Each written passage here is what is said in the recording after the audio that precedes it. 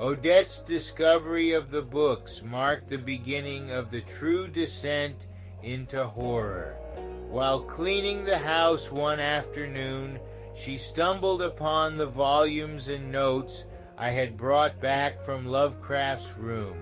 Unaware of their dark significance, she casually flipped through the pages and read a mysterious phrase aloud, repeating it several times. That night, the nightmares began for her as well. The shared dream was identical to mine. The endless plateau, the grotesque creatures, and the chanting that clawed at the soul. From that point on, our lives became a waking nightmare, with exhaustion and fear pressing down on us like a suffocating fog. Both of us dreaded sleep, yet neither could resist its pull. Desperate for relief, we sought help from Dr. Albert Leary, a renowned sleep specialist. Dr. Leary arranged for us to stay overnight at the Brown University Sleep Lab, where he hoped to monitor our brain activity and uncover the source of our torment. The lab was designed to be as homely as possible, with warm furnishings and soft lighting meant to ease the tension of its patients. We were fitted with sensor caps, given sleeping aids, and settled into twin beds.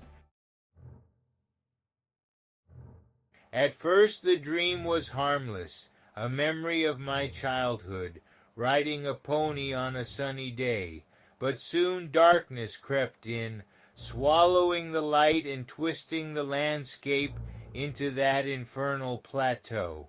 Odette and I, though separated in the dream, felt the same horrors. The undulating worms, glowing and semi-transparent, slithering closer and closer with malevolent intent. In the observation room, the researchers were astounded. Our brain waves had synchronized completely, and our physical responses, rapid heart rates, thrashing movements, reflected the terror of what we were experiencing. When the dream reached its peak and the creatures began to phase through the dreamscape toward our bodies, the researchers knew they had to act. Dr. Leary and his team rushed in to wake us. I was the first to be roused, jolted awake by the doctor's firm hand and his urgent voice. My immediate cry was for Odette. She lay still, her body rigid and trembling, her face pale and her lips whispering the chant we had both heard in the dream. It took several minutes to wake her, and when she finally opened her eyes, she looked haunted, as though some part of her was still trapped in that nightmare realm.